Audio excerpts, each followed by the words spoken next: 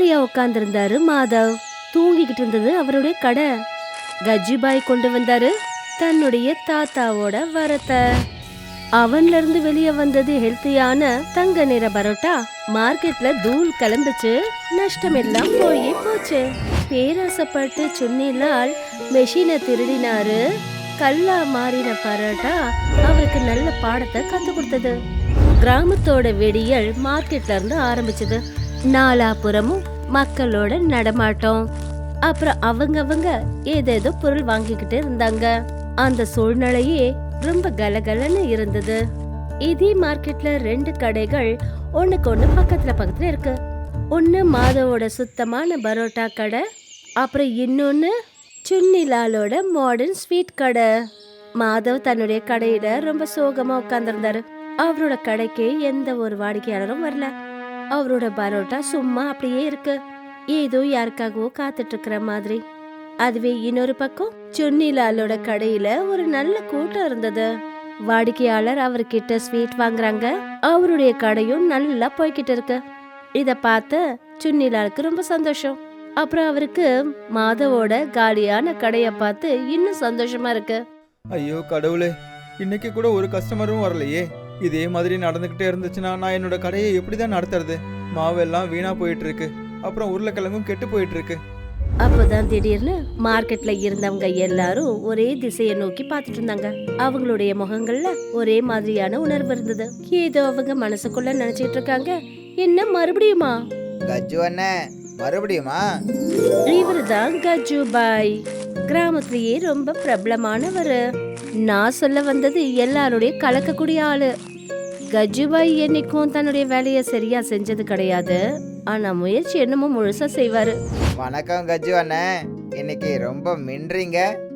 அட, மின்றது என்னோட பழக்கமாச்சு. சந்தோஷமா இருங்க, ஜாலியா இருங்க. கஜ்ஜு அண்ணன் வந்துட்டாரு. கஜ்ஜு அண்ணன் எல்லாருக்கும் வணக்கத்தை சொன்னாரு. அவரை பார்த்தா எப்படி தெரியுதுன்னா, அந்த கிராமத்திலேயே எல்லாருக்கும் பிடிச்ச காமெடி ஆள் மாதிரி தெரிஞ்சது. அந்த சமயம்தான் அவருடைய பார்வை மாதவோட கடை மேல பட்டுச்சு. அங்க மாதவ் ரொம்ப சோகமா உட்கார்ந்துருந்தாரு. இத பார்த்துட்டு கஜ்ஜு அண்ணன் நேரா அவரோட கடையை நோக்கி போனாரு. அவர் உள்ள வந்து உட்கார்ந்தாரு. அவர் உட்கார்ந்ததும் அவர் ரொம்ப வெயிட்டா இருக்கிறதுனால ஸ்டூல்ல இருந்து ஒரு பெரிய சத்தம் வந்தது. மாதவ் அண்ணன், என்ன உங்க முகம் ரொம்ப சோகமா இருக்கு? சொல்லுங்க, என்ன விஷயம்? கஜ்ஜு அண்ணன், என் கடையை மூட வேண்டிய நிலைமை வந்துடும் நினைக்கிறேன். யாரும் வர்றதில்ல.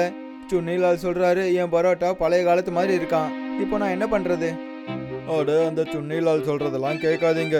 அவன் உன்னை பார்த்து பொறாமப்படுறான். உங்க பரோட்டா மொத்த ஏரியாவிலையும் ஃபேமஸ் ஆச்சு. இருந்துச்சு கஜ்ஜு அண்ணன், ஆனா இப்போ இல்லையே. நான் ஏதாவது புதுசா பண்ணி ஆகணும், இல்லைன்னா எல்லாமே வீணாயிடும். கஜ்ஜு அண்ணன் கொஞ்ச நேரம் அமைதியா எதையோ யோசிச்சுட்டு இருந்தாரு. யோசிச்சு ஏதோ ஒரு விசித்திரமான முறையில நடந்துக்கிட்டாரு. அப்பதான் அவருக்கு திடீர்னு ஏதோ ஒண்ணு ஞாபகம் வந்தது.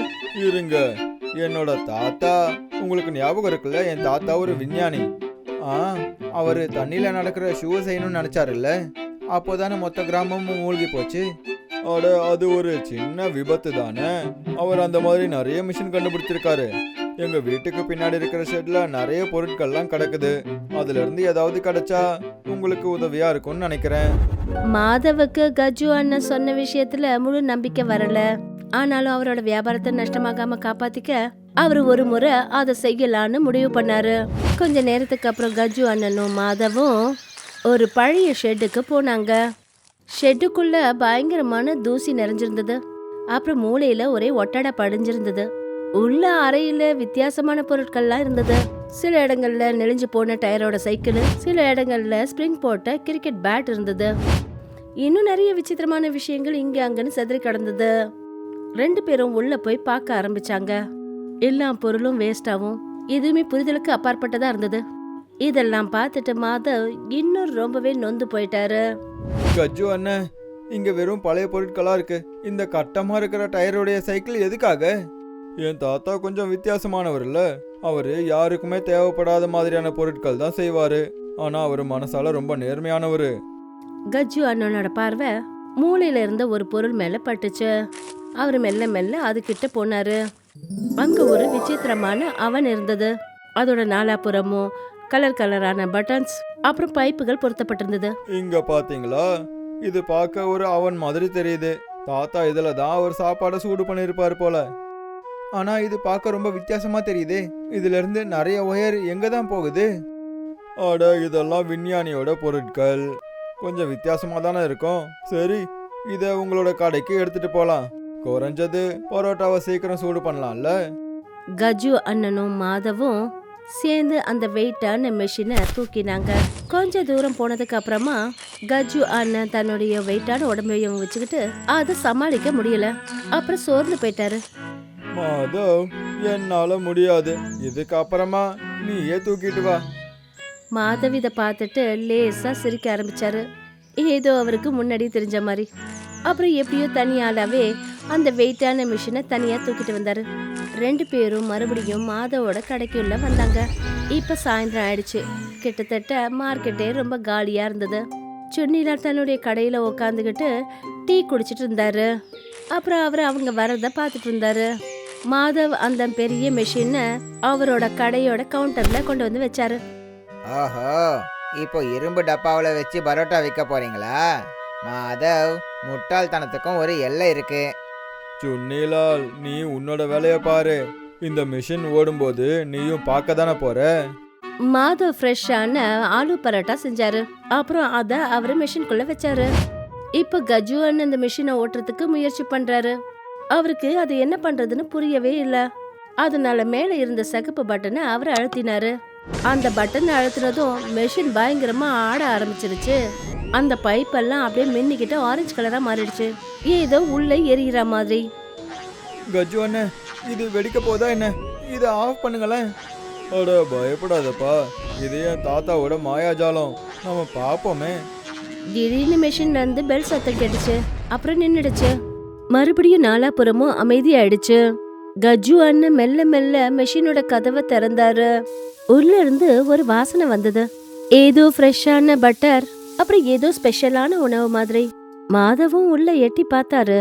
அப்புறம் அந்த பரோட்டாவை மெல்லமா வெளியெடுத்தாரு. அந்த முழு பரோட்டாவும் ரொம்ப மெலிசா முறுமுறுன்னு பலன்னு இருந்தது. அப்படி பாக்குறதுக்கு தங்கம் போல இருந்தது. ஆனா தொட்டு பார்க்க மென்மையாவும் கதகதப்பாவும் இருந்தது. என்ன இது கஜு அண்ணன்? இது தங்கமாச்சு. பரோட்டா தங்கமாயிடுச்சு. என்ன, தங்க பரோட்டாவா? தாத்தா இத சாப்பாடு சூடு பண்ண மட்டும் தானே செஞ்சாரு. கஜு அண்ணன் அந்த பரோட்டாவுல சின்ன துண்டை எடுத்து சாப்பிட்டாரு. அவர் அது சாப்பிட்ட உடனே அவருடைய முகமே அப்படியே மாறிடுச்சு. அந்த பரோட்டாவோட சுவை ரொம்ப வித்தியாசமாவும் நல்லாவும் இருந்தது. வாவ், இதோட சுவைய சொல்லவே முடியல. இங்க பாரு, எனக்கு என்னவோ பெரிய சக்தி கிடைச்ச மாதிரி இருக்கு. என்னோட களைப்பு எல்லாமே போன மாதிரி இருக்கு. மாதவ் கொஞ்சம் பயந்துட்டாரு. இது ஆரோக்கியத்துக்கு நல்லது இல்லைன்னு நினைச்சிட்டாரு. அப்பதான் அவருடைய கஸ்டமர் ஒரு பாட்டி அங்க வந்தாங்க. அப்புறம் அந்த பரோட்டாவோட வாசனையை அவங்க உணர்ந்தாங்க. கண்ணா மாதவ், இது என்ன வாசனைப்பா? இன்னைக்கு வித்தியாசமா ஏதாவது செஞ்சிருக்கியா? அம்மா வாங்க, இந்த புது கோல்டன் பரோட்டாவை சாப்பிட்டு பாருங்க. இது நம்ம மாதவோட புது ரெசிபி. பாட்டி அந்த தங்க பரோட்டாவுல ஒரு சின்ன துண்டு எடுத்து சாப்பிட்டாங்க. அவங்க தன்னோட கண்ணை மூடிக்கிட்டாங்க. அப்புறம் அவங்க திடீர்னு நேரா நிமிர்ந்து நின்னாங்க. அப்புறம் முன்ன விட அவங்க அதிகமா ரொம்ப பலசாலியா இருந்த மாதிரி இருந்தாங்க. அடேங்கப்பா, இது என்ன மந்திரம்? என் முட்டி வலியெல்லாம் போயிடுச்சு. அப்புறம் இந்த பரோட்டா அவ்வளோ மென்மையா இருக்கு. அப்படியே வெண்ணெய் போல இருக்கு. பக்கத்துல இருந்தவங்க எல்லாம் பாட்டி கம்பு இல்லாம நிக்கிறத பார்த்தாங்க. அப்புறம் அதிர்ச்சி அடைஞ்சாங்க. அவங்க உடனே எல்லாரும் அந்த கடையை நோக்கி ஓடினாங்க. அம்மா, நிஜமாவே உங்களோட வலி சரியாயிடுச்சா? ஆமாப்பா கண்ணா, எனக்கு இப்போ ரொம்ப நல்லா இருக்கு. இந்தாப்பா, இதுக்கு காசு வச்சுக்கோ. அப்புறம் எனக்கு இன்னொன்னு பேக் பண்ணிடு. சுன்னிலால் இதெல்லாம் பார்த்துட்டு ரொம்ப அதிர்ச்சி அடைஞ்சாரு. அவரால நம்பவே முடியல. ஒரு பரோட்டா மக்களை சரி பண்ணுதா? இத பார்த்ததும் அவர் மனசுல பொறாமை ஏற்பட்டுச்சு. பாத்தியா மாதவ், தாத்தாவோட மிஷின் வீணாவே ஆகல. இது ஆரோக்கியத்தை குணப்படுத்துற மிஷின். இனிமே உன்னோட பரோட்டா எல்லாம் தங்கம் வைக்கிற மாதிரி விற்கும். மாதவ் முதல் முறையா இன்னைக்கு ரொம்ப சந்தோஷமா தெரிஞ்சாரு. மறுநாள் மாதவோட கடையில ரொம்ப பிஸியா இருந்தது. ஜனங்க எல்லாரும் அவரோட கடைக்கிட்ட கூடி நின்னுட்டு இருந்தாங்க. ஏன்னா இப்ப எல்லாரும் அந்த பிரபலமான தங்க பரோட்டாவை சாப்பிட ஆசைப்படுறாங்க. கஜு அண்ணன் கவுண்டர்ல நின்னுகிட்டு மெஷினை ஓட்டிக்கிட்டு இருந்தாரு. அப்புறம் ஒவ்வொரு முறையும் ஃப்ரெஷ்ஷான தங்க பரோட்டா வெளியே வந்துட்டு இருந்தது. எல்லாரும் கொஞ்சம் லைன்ல வாங்க, எல்லாருக்கும் கிடைக்கும் ஆரோக்கியத்தை சரி பண்ற தங்க பரோட்டா. யாரும் அவசரப்பட்டு அடிச்சுக்காதீங்க. எனக்கு 2 பரோட்டா வேணும். எனக்கு இடுப்பு வலி ரொம்ப அதிகமா இருக்கு. எனக்கும் தான். இத சாப்பிட்டா கண் பார்வை நல்லா தெரியும்னு சொன்னாங்க. மாதவ் இப்ப பார்க்கறதுக்கு ரொம்ப சந்தோஷமா தெரிஞ்சாரு. அவர் கஜ்ஜு அண்ணனை பார்த்தாரு. அவரோட கண்ணுல அவருக்கான அன்பும் மரியாதையும் நிறைஞ்சிருந்தது. கஜ்ஜு அண்ணன், நீங்க என் வாழ்க்கையே மாத்திட்டீங்க. நீங்க மட்டும் அந்த மிஷினை கொண்டு வரலன்னா இன்னைக்கு நான் தெருவுல தான் இருந்திருப்பேன். அட, ஒரு ஃப்ரெண்டு தானே ஃப்ரெண்டுக்கு உதவி செய்வாங்க. அப்புறம் இது என் தாத்தாவோட ஆசீர்வாதம். ராத்திரி ஆயிடுச்சு. இப்ப கடையும் மூடியாச்சு. இதுக்கிடையில சுன்னிலால் அந்த இடத்துக்கு வந்தாரு. அவர் கையில ஒரு பெரிய கோணி வச்சிருந்தாரு. இந்த மிஷின் எனக்கு தான் சொந்தமாகணும். மாதவ் மாதிரி நேர்மையானவன் இதை வச்சு என்ன பண்ணுவான்? நான் இதை எடுத்துக்கிட்டு நகரத்துக்கு போனேன்னா இதை வச்சு கோடி கணக்குல சம்பாதிப்பேன். அவரு இரும்பு கம்பியால கடையோட ஷட்டரை அடிச்சு ஓபன் பண்ணாரு. அப்புறம் அந்த அவனை திருடிட்டாரு. சுன்னிலால் அந்த அவனை தன்னுடைய கடைக்கு கொண்டு வந்தாரு. ஒரு சமைக்காத பரோட்டாவை மெஷின்ல போட்டாரு. அவருக்கு அதை ஸ்டார்ட் பண்ண தெரியல. அவர் ஏதோ ஒரு பட்டனை அழுத்தினாரு. அப்புறம் மெஷின் மறுபடியும் ஆட ஆரம்பிச்சது. இந்த தடவை பைப் ஆரஞ்சு இல்ல, கருப்பா தெரிஞ்சது.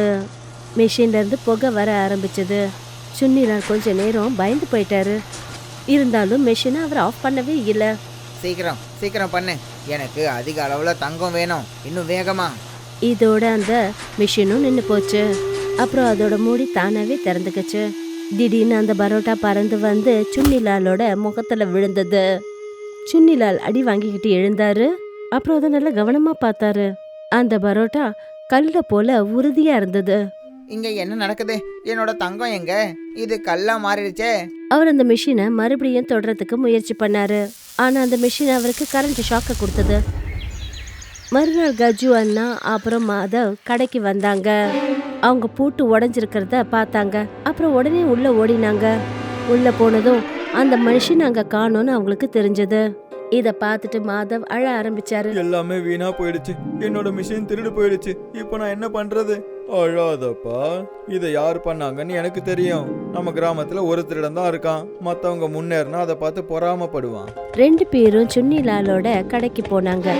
அங்க போய் அவரை பார்த்தா சுன்னிலால் தரையில உட்கார்ந்திருந்தாரு. அவர் மேலெல்லாம் ஒரே கருப்பு புகை. பாவம், அவர் ரொம்ப விசித்திரமாவும் கவலையாவும் தெரிஞ்சாரு. மிஷின் கீழே கடந்தது. சுன்னிலால், திருடுறது ரொம்ப தப்பான விஷயம்.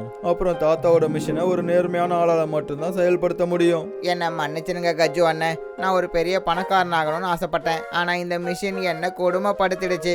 பரோட்டாவை கல்லா மாத்திடுச்சு. கஜ்ஜு அண்ணன் அந்த மெஷினை கையில எடுத்தாரு. அதை கவனமா சுத்தம் பண்ணாரு. அதை அவர் சுத்தம் பண்ண ஆரம்பிச்ச போது மிஷின்ல இருந்து புகை வர்றது நின்னு போச்சு. கொஞ்ச நாளைக்கு அப்புறமா அந்த கடையை மறுபடியும் திறந்தாரு. அந்த கடையோட போர்டை மாத்தி கஜ்ஜு அண்ணன் அப்புறம் மாதவோட கோல்டு பரோட்டான்னு பேர் வந்தது. 2 பேரும் பழையபடி ரொம்ப உற்சாகத்தோட கஸ்டமருங்களுக்கு ஃப்ரெஷ்ஷான சுவையான தங்க பரோட்டாவை பரிமாறினாங்க. பாத்தியா மாதவ், நேர்மையாவும் உண்மையாவும் இருந்தா எப்பவும் நல்லதுதான் நடக்கும். அப்புறம் சில நேரங்கள்ல நமக்கு தங்கமும் கிடைக்கும். ரொம்ப சரியா சொன்னீங்க கஜ்ஜு அண்ணன். அப்புறம் முக்கியமான விஷயம் என்னன்னா, நம்மளோட பரோட்டாவுல மக்களுக்கு பலத்தை கொடுக்கற சக்தி இருக்கு. கஜ்ஜு அண்ணன் தன்னுடைய ஹேர் ஸ்டைல பண்ணாரு. அப்புறம் ஹீரோ மாதிரி அப்படி ஒரு போஸ் கொடுத்தாரு. கஜ்ஜு அண்ணன் வாழ்க! கஜ்ஜு அண்ணன் வாழ்க!